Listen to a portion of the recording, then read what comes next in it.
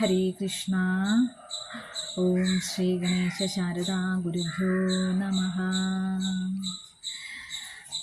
അപ്പോൾ 108 ഹരിയിൽ കൂടെ നമ്മൾ ഭഗവാന്റെ ഇങ്ങനെ ബാലലീലകൾ വർണ്ണിച്ചുകൊണ്ടേയിരിക്കുകയാണ്. അപ്പോൾ നമ്മൾ കണ്ടു കഴിഞ്ഞ ദിവസം അമ്മയുടെ തൈർ കടഞ്ഞുകൊണ്ടിരിക്കുന്ന അമ്മയെ കണ്ടപ്പോൾ അമ്മിഞ്ഞപ്പാലിന് കൊതി തോന്നിയിട്ട് അങ്ങനെ ഓടി വന്ന് നുഴഞ്ഞു കയറി അമ്മിഞ്ഞപ്പാൽ കുടിക്കുന്ന കണ്ണനെയാണ് കണ്ടത്. അപ്പോൾ അങ്ങനെ രസം പിടിച്ച് അമ്മിഞ്ഞപ്പാല് കുടിച്ചുകൊണ്ടിരുന്നപ്പോഴാണ് അമ്മ നോക്കിയപ്പോൾ അടുപ്പത്ത് വെച്ചിരിക്കുന്ന പാൽക്കലത്തിലെ പാല് തിളച്ച് തൂകുന്നു.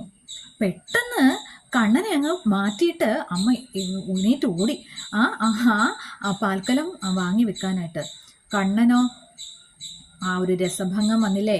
അമ്മയ്ക്ക് തന്നെക്കാലം പ്രിയപ്പെട്ടതാണോ ആ അടുപ്പത്തിരിക്കുന്ന പാൽക്കലം? ഉണ്ണിയല്ലേ അമ്മയ്ക്ക് ഏറ്റവും പ്രിയമായിട്ട് വേണ്ടത്? കണ്ണൻ അരിശം വന്നു.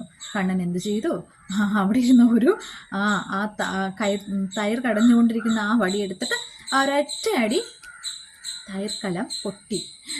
അവിടെ എത്രയും ആ തൈരും വെണ്ണയും എല്ലാം നിറഞ്ഞൊഴുകി.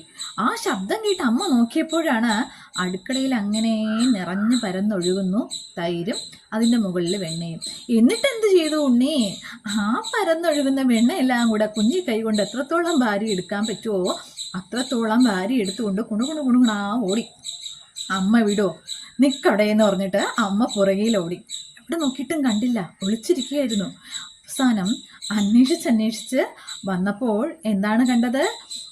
വെണ്ണയും കൊണ്ടോടിപ്പോയ ആള് ഒരിടത്തിരിപ്പുണ്ട്. അതാണ് ഇനി അടുത്ത ശ്ലോകത്തിൽ പറയാൻ പോകുന്നത്. അവിടെ ഇരുന്ന് വളരെ ആസ്വദിച്ചൊരു കാര്യവും ചെയ്യുന്നുണ്ട്. അത് നമുക്ക് അടുത്ത ശ്ലോകത്തിൽ കാണാം. അപ്പോൾ എത്ര മനോഹരമായിട്ടാണല്ലേ പൂന്താനം നമ്പൂതിരിപ്പാട് നമുക്ക് ഓരോരോ ലീലകൾ പറഞ്ഞു തരുന്നത്. ഈ ശ്ലോകങ്ങളൊക്കെ വായിക്കുമ്പോൾ നമ്മൾ മനസ്സിലിങ്ങനെ കാണണം ഭഗവാൻ ചെയ്ത ഓരോരോ ലീലകൾ. അതാണ് നമ്മൾക്ക് എന്നുവെച്ചാൽ ഭാഗവതത്തിൽ വളരെ വിശദമായിട്ട് പറയുന്ന കാര്യങ്ങൾ, നാരായണത്തിൽ കുറച്ചുകൂടെ അതിനെ ഷോർട്ട് ചെയ്ത് പറയുന്ന കാര്യങ്ങൾ. 108 ഹരിയിൽ ഒരു വാക്കുകൊണ്ട് തന്നെ അത് മുഴുവനും നമുക്ക് മനസ്സിലാക്കി തരുന്നു എന്നുള്ളതാണ്. ഹരേ കൃഷ്ണ പറഞ്ഞ വാക്കുകളെല്ലാം ഭഗവാന്റെ തൃപ്പാദത്തിൽ സമർപ്പിക്കുന്നു. ഇതിൽ എന്തെങ്കിലും തെറ്റുകുറ്റങ്ങൾ വന്നു പോയിട്ടുണ്ടെങ്കിൽ അടിയനോട് പൊറുക്കണേ ഭഗവാനെ. ഹരേ കൃഷ്ണ.